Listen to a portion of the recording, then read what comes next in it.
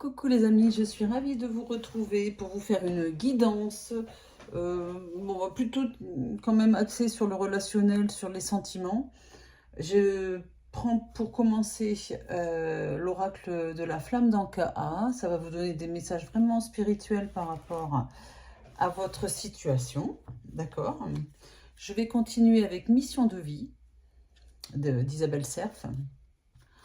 Et puis un oracle, vraiment l'oracle de l'amour, pour avoir des messages sentimentaux. Voilà, allez, on va regarder. On va commencer par l'oracle de l'amour. Voilà, ça saute. C'est parti.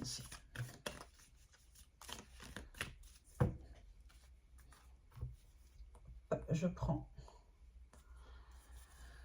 la coupe. La coupe parle de sincérité et de couple. Alors, il y aurait une sincérité dans le couple, une libération par rapport à un événement. Vous êtes sincères l'un envers l'autre. Voilà ce qu'on me dit. Allez, je prends 6 cartes.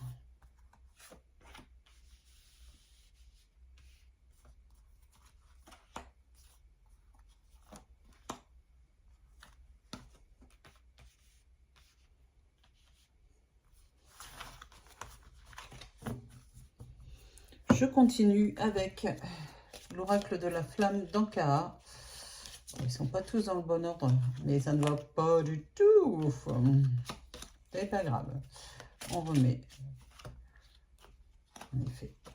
On sait rien. Ok. Voilà, celle-là, elle a sauté. Hein.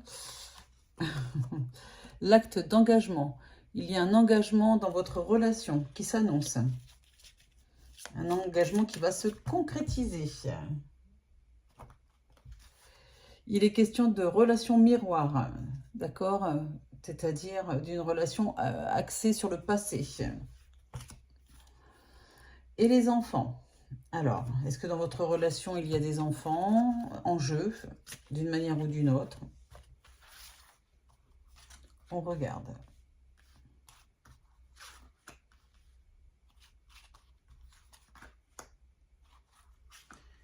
Allez. 6 cartes.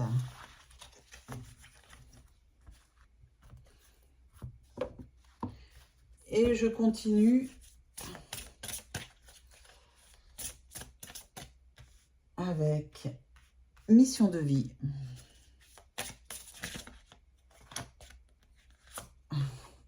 Confusion. Peut-être qu'il y a une confusion depuis 2 jours environ par rapport à la sincérité. Et pourtant, les guides vous disent que c'est quand même bien une relation sincère. Hop. La coupe. Il va y avoir des déplacements. Votre autre va se déplacer pour venir vous voir. Ou vous vous déplacez. Oh là là. Le chaman. Beaucoup de spiritualité dans votre relation, chez votre autre en tout cas. De prise de conscience, d'introspection. Vous voyez ?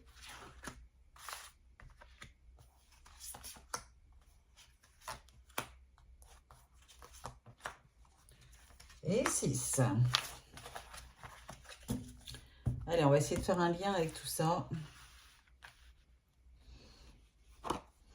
À nouveau, il est question de votre couple. D'illusion. De jalousie. Oh, mais non. De réconciliation. Ah, c'est bien ça. De confiance. Faites-vous confiance. Moi, on me dit que c'est vous qui êtes jaloux, hein, ou jalouse. Votre jalousie est mise à l'épreuve dans cette relation. Pourtant c'est une illusion, d'accord? Avec la carte de l'illusion, c'est ça. C'est pas, il n'y a rien de concret. C'est une jalousie que vous avez en vous, peut-être par rapport aux blessures que vous avez eues par le passé. Peut-être que c'est votre autre qui est jaloux, hein, ou jalouse, hein, d'accord? À vous de me dire. Il est question de communication. Voilà, communication.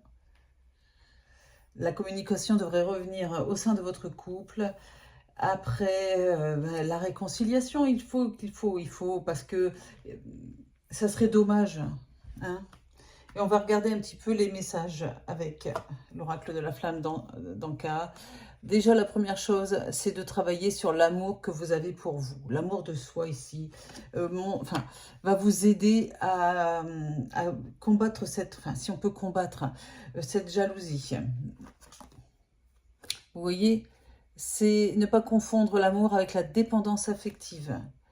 Ouais, il faut un petit peu lâcher votre autre, ou que votre autre vous lâche un peu, hein, d'accord? En plus, tout ça n'est pas fondé. Voilà, c'est le mot que je cherchais depuis tout à l'heure. Ça n'est pas fondé, cette jalousie. La lithothérapie, ici, sur la jalousie, peut aider, d'une manière ou d'une autre, à gérer vos émotions, à gérer les émotions dans ce couple. Et oui, parce que la jalousie, ça n'amène que la tristesse et l'insatisfaction. La possessivité, eh ben, ça va bien avec la jalousie. Votre autre n'est pas votre chose. Il ne vous appartient pas, elle ne vous appartient pas, ou vice-versa, enfin, sens inverse, je voulais dire. Vous avez compris, quoi. Et il est question de possessivité et de trahison. Tout sur ce jeu est fondé sur les peurs, hein, d'accord, hein, de peur d'être trahi, peur d'être trompé, etc. On n'est pas bien. Non, non, non. C'est comme ça qu'on détruit une relation. Et là, ça parle pour les personnes qui se font des films, hein, d'accord?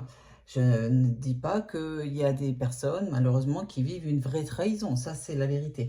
Mais ce n'est pas le cas dans cette guidance. À nouveau, la carte des déplacements, alors que j'ai remélangé. Votre hôte va revenir vers vous. Laissez-le ou laissez-la revenir vers vous. Voilà, ici, elle a responsabilité. On va regarder la suite. L'opportunité. Trop beau. J'adore ces cartes aussi. Je ne les prends pas assez souvent. L'éveilleur éclairé, le guide des traversées et changement de voie. Alors, très clairement dans ce jeu, on nous dit que un déplacement important va se faire pour que vous alliez l'un vers l'autre. Ok ? Un des deux a une responsabilité de réconciliation. Voilà, vous devez vous réconcilier, vous devez revenir à la communication parce que ça serait dommage. C'est vraiment ce que les guides me disent depuis le départ, hein. Vous pourriez avoir des opportunités, une opportunité de vous réconcilier. L'éveilleur éclairé ici montre que parce que vous avez fait l'un et l'autre un travail sur vos blessures, que vous avez éveillé et mis en hauteur votre conscience, ça va vous faire beaucoup de bien pour y voir plus clair. D'accord, et puis créer des opportunités pour vous voir. Mais de toute façon, ça se fait très rapidement, hein, même si c'est une guidance intemporelle. Et ici, vous avez le guide des traversées et le changement de voie. Le guide des traversées, c'est peut-être le fait d'avoir traversé des difficultés, des épreuves. Tout ça, c'est derrière vous.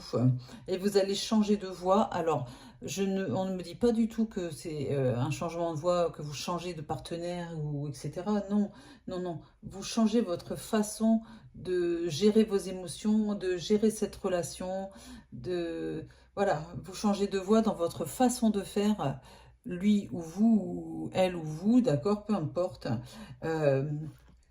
D'ici janvier, il devrait y avoir un vrai changement dans votre relation qui sera très positif.